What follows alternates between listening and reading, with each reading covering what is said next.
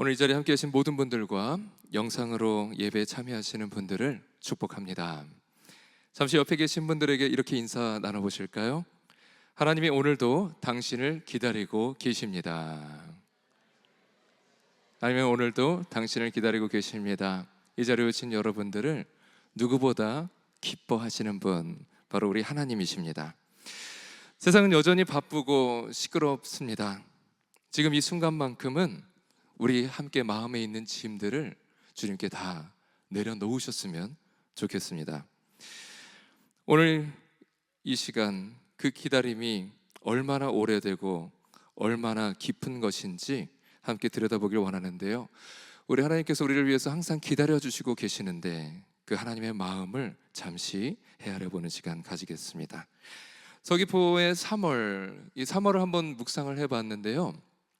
참 이 제주도는 곳곳마다 아름다운 것들 투성인데 특별히 이 3월은 참 묘한 계절인 것 같습니다.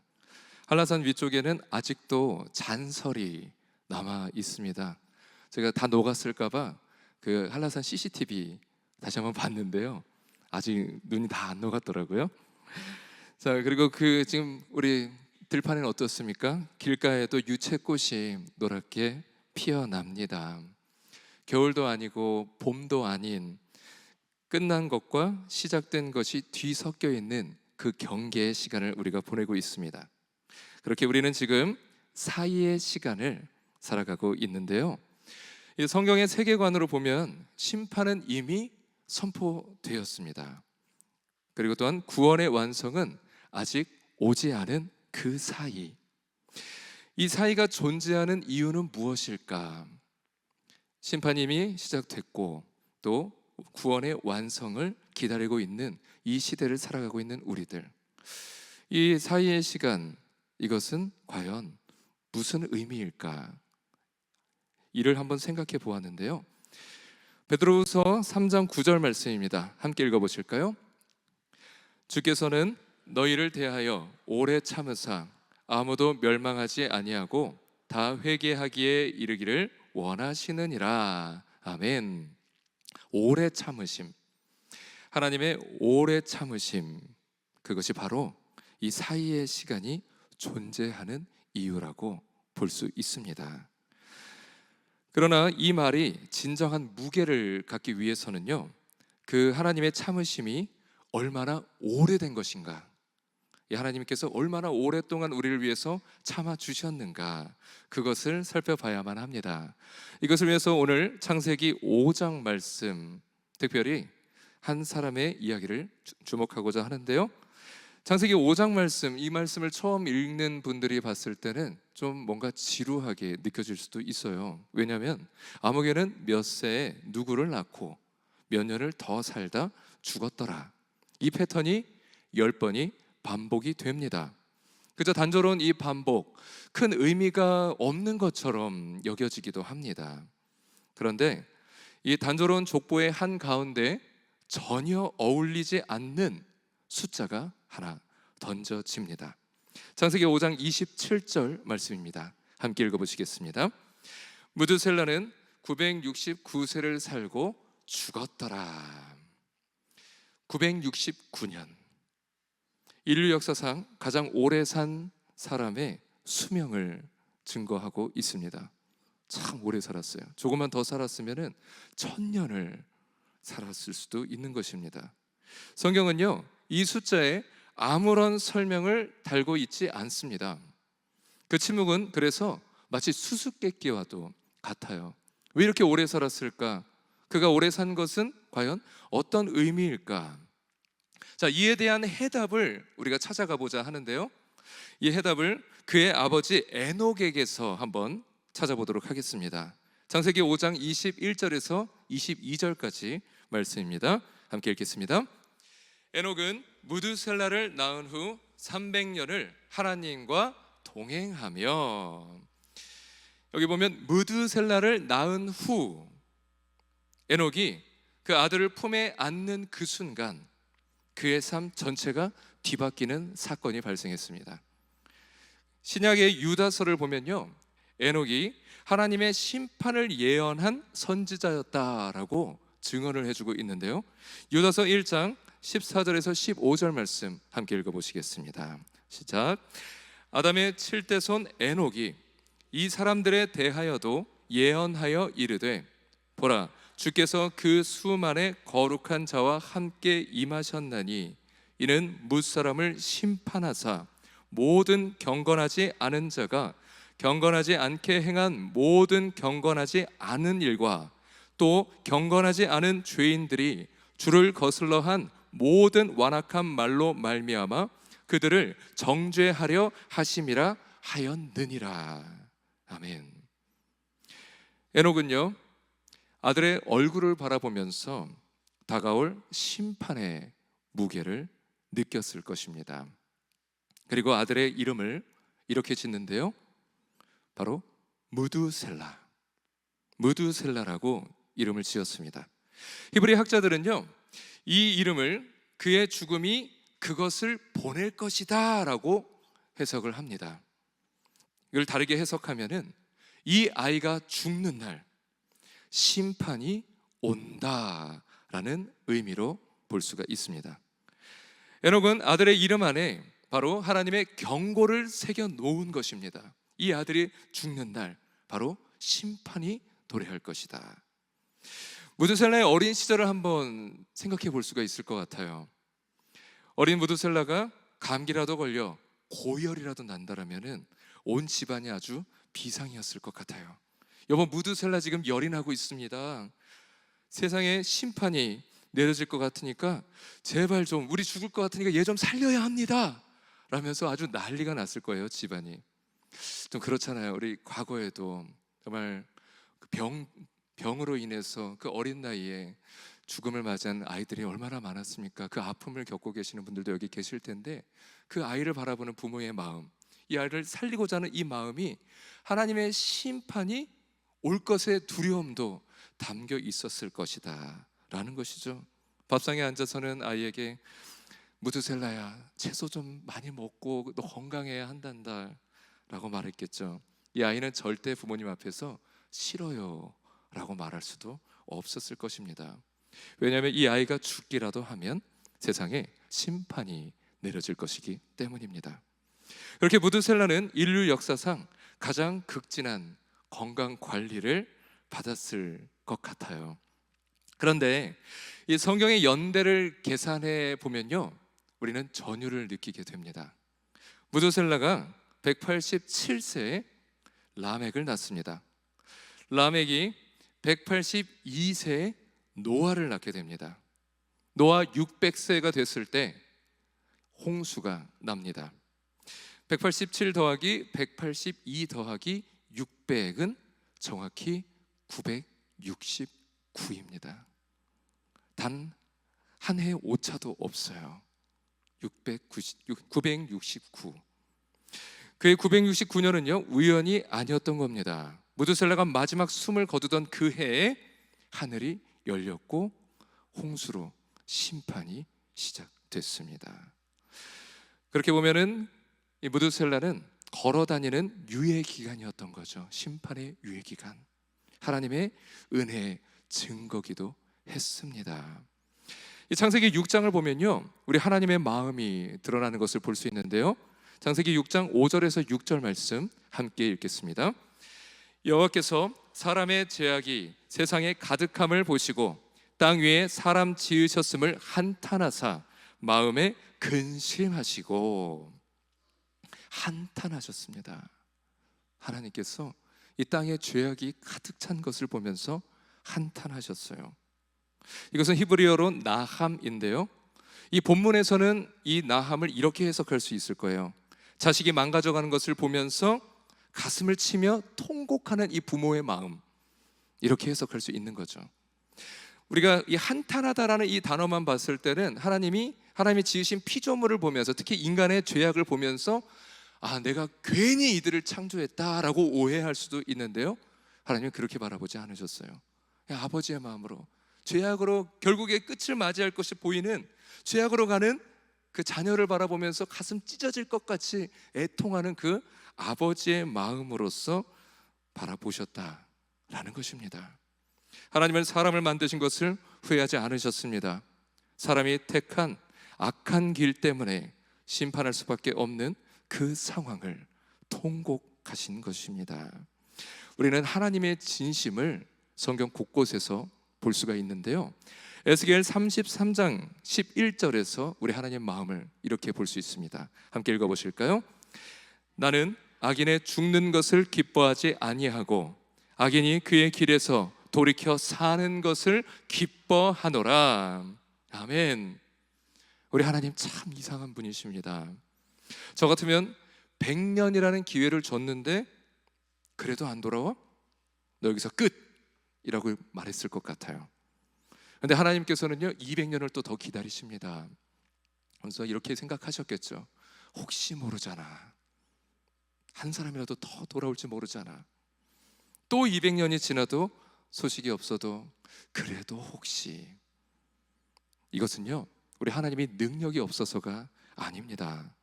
사랑 때문에, 사랑이 많으신 우리 하나님이시기 때문에, 그래서 차마 그들을 즉각적으로 심판할 수 없었던 것이죠. 때는 1912년 4월 15일 새벽입니다. 이날은 타이타닉호가 침몰하던 밤이었습니다. 2200여 명이 넘는 승객이 탄 배가 빙산과 충돌을 했고 혼란과 공포가 선상을 뒤덮고 있었습니다.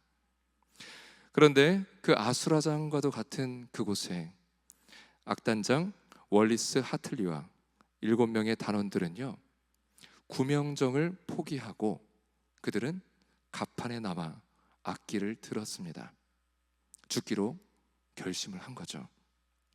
처음에는 경쾌한 곡으로 승객들을 안심시키려고 했습니다. 그런데 이제 배가 기울어지기 시작하자 그들의 연주는 찬송가로 바뀌었습니다. 그들은 마지막 순간까지 연주를 멈추지 않았고 결국 8명 모두 살아서 돌아오지 못했습니다. 이 악단장 하틀리는요 생전에 친구들에게 이런 말을 했다고 전해집니다. 내가 만일 침몰하는 배에 있다면 나는 그 배에서 찬송가를 연주할 것이다. 자신의 마지막 순간에 찬송가로 하나님께 영광을 돌리고 싶다. 그 순간을 기꺼이 받아들이겠다라는 것이죠. 그런 죽음이 임박한 그의 마지막 시간을 공포가 아닌 공포에 떨고 있는 사람들을 향한 위로로 채우는 것, 그것이 자신의 사명이라고 믿었습니다. 이후에 생존자들의 증언에 이르면요 하틀리의 악단이 찬송가 338장 내 주를 가까이 하게 함은 이 찬송을 연주했다라는 것을 대다수가 증언을 했다고 합니다. 어쩌면 하나님의 손길이 가장 멀리 있는 것처럼 느껴지는 임박한 죽음의 순간에서 그들은 우리와 가장 가까이 계시는 그 하나님을 찬양하며 하나님의 품에 안긴 것이죠. 저는 추측컨대 그 배에 있던 사람들 중에 많은 사람들이 그 순간 하나님 아버지의 품에 안겼으리라고 저는 확신합니다. 이들의 이 연주가 그들에게 구원을 선물해 줬을 것이라고, 그들이 그 순간 우리 주 예수 그리스도를 구주로 고백할 수 있도록 안내했을 것이라고 확신합니다. 무드셀라의 969년도 마찬가지입니다. 죄악으로 침몰해가는 세상을 향해서 하나님의 마지막 한 사람까지 그 손길이 닿기를 원하시며 구원의 멜로디를 멈추지 않은 시간, 그 시간이 바로 969년인 겁니다. 그런데 여기서 우리가 멈추어 생각해 볼 필요가 있어요. 무드셀라가 969년을 산 것, 그것은 단지 노아 시대 그 당시의 사람들만을 위한 유예 기간은 아니었습니다. 우리와 전혀 상관이 없는 이야기가 아니라는 것입니다. 그 이야기가 오늘 우리에게까지 전해 내려온 데는 분명한 이유가 있습니다. 하나님의 오래 참으심, 그것은 그때 거기서 끝난 것이 아니기 때문입니다. 우리 인류의 역사에서 모든 순간들은 우리 하나님께서 오래 참으심으로써 당신의 사랑을 증거한 사건들입니다. 특별히 신약의 베드로 후서를 통해서 살펴보고자 하는데요, 사도 베드로는 로마의 박해 속에서 지쳐가던 초대교회 성도들에게, 그리고 오늘 이 자리에 우리에게도 같은 말씀을 건넵니다. 베드로후서 3장 9절 말씀입니다. 함께 읽어보시겠습니다. 주의 약속은 어떤 이들이 더디다고 생각하는 것 같이 더딘 것이 아니라 오직 주께서는 너희를 대하여 오래 참으사 아무도 멸망하지 아니하고 다 회개하기에 이르기를 원하시느니라. 아멘. 원문에서 헬라어를 보게 되면은 이 더디다라고 말하고 있는 이 부분은요, 브라디네이라는 단어입니다. 이것은 목적지를 분명히 알고 있으면서도 그 목적지까지 아직 도착하지 못한 누군가를 위해 의도적으로 발걸음을 늦추는 것입니다. 마치 마라톤 선수가요, 자신의 경쟁자지만 결승골을 앞두고 넘어진 자신과 경쟁하던, 오랜 시간 동안 경쟁하던 그 선수를 가서 부축해서 함께 골인 지점까지 들어오는 그 모습, 우리는 그것을 한번 떠올릴 수가 있는데요, 앞서가던 사람이 뒤처진 동행자를 기다리면서 함께 천천히 걷는 그 모습, 바로 이 더디다라는 원어의 의미가 이러하다라는 것입니다. 하나님은 약속을 잊으신 것이 아닙니다. 우리 하나님 능력이 부족하신 것도 아닙니다. 아직 당신의 손을 잡지 못한 단 한 사람을 위해서 의도적으로 그 걸음을 늦추고 계신 것입니다. 언제든 그 심판은 임할 수 있지만 우리 하나님은 의도를 갖고 더디게 행하고 계신다라는 것이죠. 이 본문에서 또한 바로 이어서 이렇게 말하고 있어요. 너희를 대하여 라고 대상을 특정하고 있습니다. 이 기다림은 막연하고 추상적인 기다림이 아닙니다. 969년 전 무드셀라의 숨결, 그 숨결 하나하나를 붙들어 세상을 유지하셨던 그 하나님이 지금 이 순간 이 자리에 앉아 있는 바로 여러분들을 향해 그 걸음을 늦추고 계신다라는 것입니다. 지금 우리가 여기 앉아 숨을 쉬고 있는 이 사실 자체가 하나님이 아직 기다리고 계신다라는 살아있는 증거인 것입니다. 여러분, 무드셀라의 969년 그 시간은 결국 끝났습니다. 결국 그 심판의 순간은 피할 수가 없었습니다. 그가 숨을 거두던 그 해 예언대로 결국 심판이 도래했습니다. 무드셀라는 그 심판을 막을 수 없었습니다. 그저 그는 연기할 뿐이었던 거죠. 1년 그 969년이라는 시간 동안. 그러나 우리 예수 그리스도께서는 십자가의 죽으심으로 우리가 받아야 할 심판, 우리에게 결국 찾아오게 될 그 심판을 당신의 몸으로 모두 받아 주셨습니다. 무드셀라의 죽음이 심판을 열었다라면 우리 예수 그리스도의 죽으심은 심판을 막아 주신 것입니다. 심판의 문을 닫아 주신 것이죠. 로마서 3장 25절 말씀입니다. 함께 읽겠습니다. 이 예수를 하나님이 그의 피로써 믿음으로 말미암는 화목 제물로 세우셨으니. 아멘. 무드셀라의 이름이 그가 죽으면 심판이 온다라는 뜻입니다. 그러나 우리 예수 그리스도의 복음은 그가 죽음으로 구원이 완성되었다라는 것입니다. 하나님이 우리를 얼마나 사랑하셨는지 당신의 아들 예수 그리스도, 그분의 이름 자체를 구원이라고 말씀해 주셨습니다. 무드셀라의 죽음, 세상의 심판을 열었습니다. 그러나 그리스도의 죽음, 온 인류를 위한 구원을 활짝 열어주셨습니다. 그분이 그 자리를 우리 대신 서주셨기에 오늘 우리가 이 자리에서 하나님께 감사로 예배를 드릴 수 있게 된 것이죠. 이사야 선지자의 예언처럼 그분의 고난이 우리의 평화가 되었고 그분의 죽음이 우리의 생명이 되었습니다. 지금 우리는 사순절 기간을 보내고 있습니다. 매년 찾아오는 이 시기, 매해마다 여러분 저마다의 어떤 목표와 방향이 있으셨을 텐데요.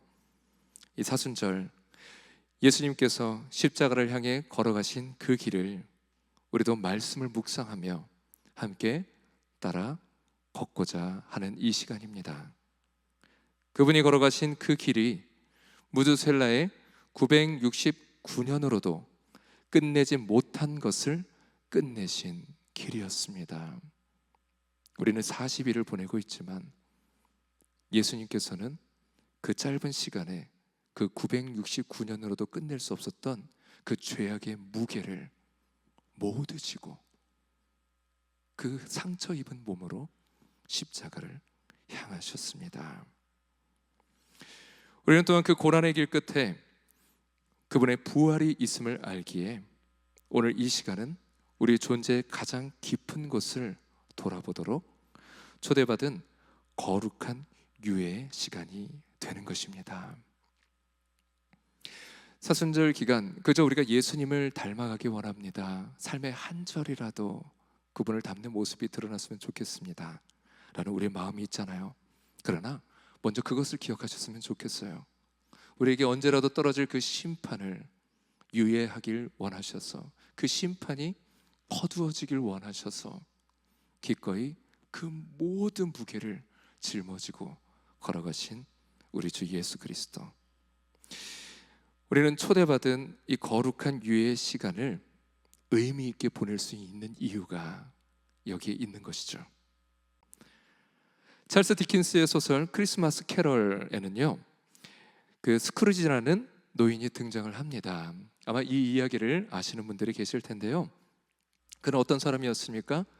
평생 돈만을 구하면서 어떻게든 이 돈을 아끼고자 구두쇠같이 살아온 사람이었죠.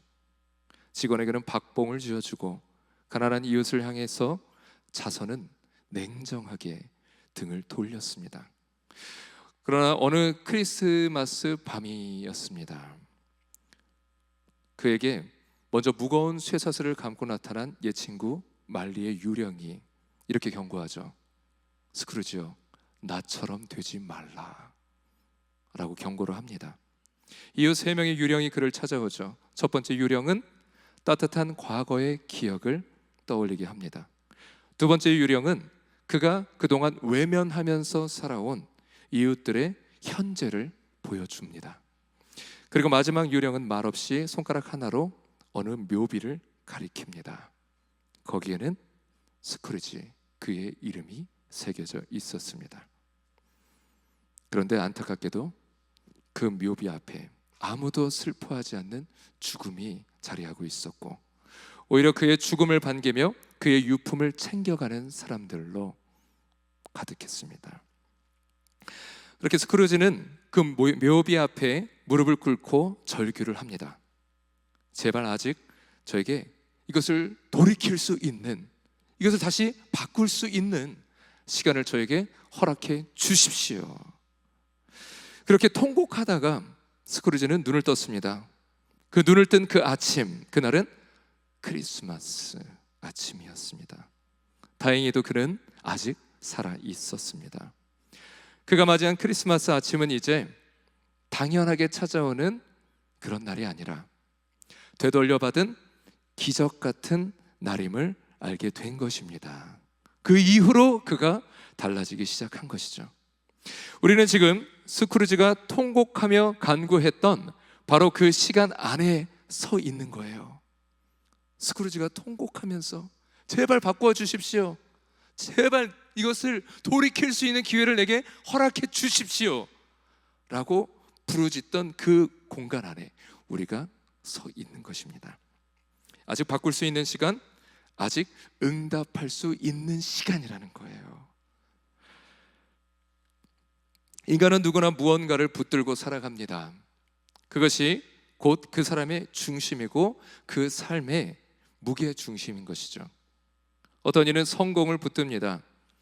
끊임없이 더 높은 자리를, 더 많은 인정을 향해서 달려갑니다.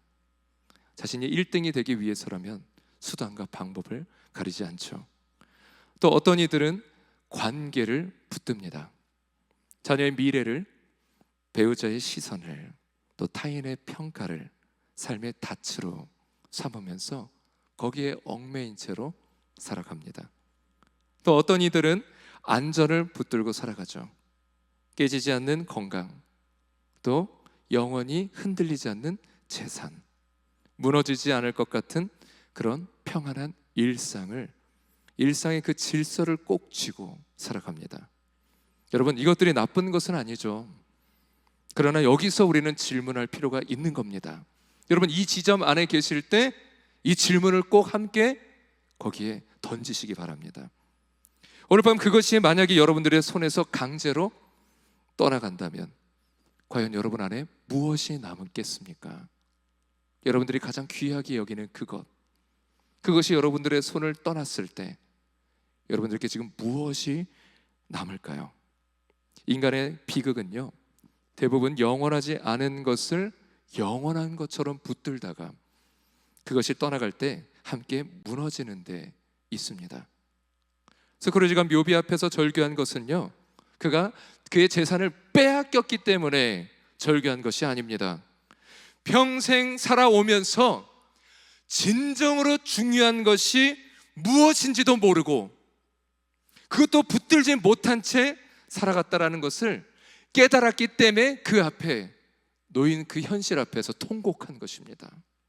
정말 중요한 것이 무엇인가, 그것도 모르고 살았다라는 이 사실 앞에서 그가 부르짖으면서 눈물을 흘린 거예요. 여러분, 그러나 우리에게는 아직 그 아침이 남아 있습니다. 스크루지가 맞이한 그 아침, 하나님이 이 사이의 시간을 허락하신 것, 여러분들이 지금 붙든 것, 여러분들이 꼭 붙들어야 할 것이 아닌 다른 것들로 여러분들의 손에 꼭 움켜쥐고 있는 것들, 그것을 내려놓고 영원한 것을 붙들 수 있도록 오늘도 우리를 영원한 사귐으로 불러주고 계십니다. 사랑받는 여러분, 하나님이 우리를 위해서 허락하신 이 기다림의 시간, 지금 내가 강하게 붙들고 있는 것은 무엇입니까? 나의 성공이 아니라 하나님의 뜻을, 내 이름이 아니라 우리 주 예수 그리스도의 이름을, 그것이 이 사순절이 우리에게 요청하는 결단인 줄로 믿습니다. 여러분, 무두셀라의 시계는 결국 멈추는 날이 있었습니다. 여러분의 이 사이의 시간도 반드시 끝나는 날이 올 것입니다. 그러나 지금 이 순간 하나님은 우리를 향해서 손을 내밀고 계십니다. 그 손은 심판의 손이 아닙니다. 969년을 기다려주신 그 수천 년 동안 그 심판을 지체하신 우리 하나님의 크신 사랑의 손입니다. 지금 당장 여러분들을 향한 주님의 부르심에 응답하시길 바랍니다. 그것은 오늘 가정으로 돌아가셔서 먼저 화해와 용서의 손을 내미는 것일 수도 있습니다. 어쩌면 또한 오랫동안 미뤄왔었던 여러분들만의 그 기도 제목, 그것을 가지고 기도의 자리로 들어가는 것일 수도 있습니다. 내가 꼭 쥐고 놓지 못했던 것을 주님 앞에 내려놓는 그 시간, 오늘 이 자리에서 우리 함께 이렇게 기도했으면 좋겠습니다. 성령님, 당신으로 충만하여서 우리의 의지로서 옮길 수 없었던 이 삶의 중심을 하나님께로 옮길 수 있도록 인도하여 주시옵소서. 오래된 이 습관들 주님 끊어주시옵소서. 붙들어야 할 것과 내려놓아야 할 것을 온전히 분간할 수 있도록, 분별할 수 있도록 우리를 도와주시옵소서. 그분이 지금 이 순간에도 우리의 이름을 애타게 부르고 계십니다. 덤으로 얻은 오늘, 썩어질 것을 내려놓고 우리 함께 영원한 것을 두 손으로 붙드셨으면 좋겠습니다. 이 사이의 시간이 끝나는 날, 여러분, 우리 함께 후회 없이 주님 품에 안기시기를, 그러한 저와 여러분 되시기를 주님의 이름으로 축원합니다.